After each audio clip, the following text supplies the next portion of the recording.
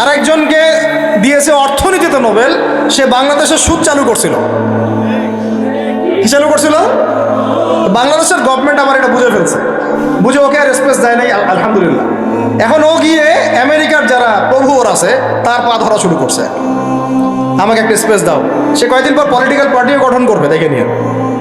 এইরকম প্ল্যানেও আছে, যেগুলো যারা ঊর্ধ্বতন কর্তৃপক্ষ তারা বুঝতেছেন, সবাই বুঝবেন না, সবাই না বুঝলেও চলবে। শিক্ষিত মানুষরা যদি বোঝেন আলহামদুলিল্লাহ, যথেষ্ট ইচ্ছা। এখন মূল কথা আসি ভাই, অনেক ভিতরে চলে যাই, রাতও অনেক গভীর হচ্ছে।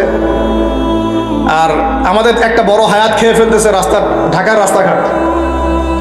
রাস্তাঘাট আমাদের জীবনে একটা বড় হায়াত খেয়ে ফেলতেছে। 3 ঘন্টা 4 ঘন্টার ট্রাফিক জ্যাম আমাদের ডেইলি রুটিন হয়ে গেছে। কথা একটা আসলে বলে ফেলি, ট্রাফিক জ্যামে যদি পড়েন ওই সময় তাসবিহ তাহলিলগুলো করবেন বেশি বেশি করে। ওই সময় বসে বসে এক পারা কোরআন তেলাওয়াত করে ফেলবেন, একটা লেকচার রেডি করে ফেলবেন, একটা বই পড়ে ফেলবেন, সময়টা কাজে লাগাবেন। আজকে ট্রাফিক জ্যামে বসে আমি যা দেখলাম, আপনাদের শুনলে চোখ ছানা মারা হয়ে যায়। ট্রাফিক জ্যামে গাড়ির ভিতরে গান ছেড়ে দিয়ে নাচানাচি করতেছে। মানুষের কি অবস্থা!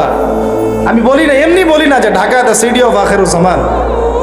এখানে এমন কোনো পাপ নাই যেটা হচ্ছে না, এমন কোনো পাপ নাই। সুদ চরমে, দুর্নীতি চরমে, ক্ষমতার একটু দাপট আছে, একদম মাজলুমের উপর যা জুলুম হচ্ছে, জুলুম করতে কেউ বাদ রাখি না। এমনকি দেখা যায় রাস্তার যে মিসকিন ফকির, ওরাও বিশ্বাস করা যায় না ওকে টাকা দেওয়া যাবে কি যাবে না। হিজরা ছিল না, অপারেশন করে হিজরা হয়েছে, যাতে সারা জীবন কোনো কাজ করা না লাগে। তারপরে আপনাকে এসে বলবে হাত নাই, ভিতরে একটা হাত আছে, আপনি দেখতে পারতেছেন। পা ইচ্ছা করে একটা অপারেশন করছে, যাতে সারা জীবন একটু খোঁড়ায় হাঁটতে হয়, কোনো কাজ করা না লাগে। আমি এমনও দেখছি একটা বাচ্চাকে নিয়ে শোয়া রাখছে রোদের মধ্যে। আমি গিয়ে বললাম যে কি হয়েছে বাচ্চা? অসুস্থ। তো মায়া দয়া করে আমরা তো কিছু দান করে দিয়ে আসলাম। পরে আমাকে আরেক ভাই বলতেছে, ভাই আপনি কি করলেন? কেন, কি হয়েছে? কি করবে জানেন, এই বাচ্চা তো অসুস্থ না, এই বাচ্চাকে ঘুমের ওষুধ খাওয়াইছে। ওই বাচ্চাটা ঘুমের ওষুধ খাওয়াইছে, রোদে শোয়ায় রাখছে, মানুষকে দেখাবে অসুস্থ, টাকা দেন। টাকা নিয়ে ওটা যে টাকাটা দিন শেষে হবে এর একটা অংশ দিবে ওই বাচ্চার বাপকে আর মাকে। ওই বাচ্চা তার নিজেরও না। বুঝতে পারলাম বিষয়টা? এত বুদ্ধি বাঙালির মাথায়, সুবহানাল্লাহ। তো এই ঢাকা শহর থেকে সবচেয়ে আগে বিদায় নিয়েছে বিশ্বাস, তারপর বিদায় নিয়ে চলে গেছে আমানতদারিতা। উপর থেকে নিচ পর্যন্ত খালি খেয়ানত আর খেয়ানত, যেখানে যাবেন খালি খেয়ানত। এখানে অমুক এতটুকু না দিলে কাজ হয় না, ওই টেবিলে তল দিয়ে এতটুকু না দিলে কাজ হয় না, ফাইল নড়ে না, কাজ হয় না। আর এখানে এইসব জায়গায় এমন কিছু মানুষকে বসানো হয়েছে, সুবহানাল্লাহ, দাড়ি টুপি পাগড়ি জুব্বা দেখলেই ওদের মনে চুলকানি শুরু হয়ে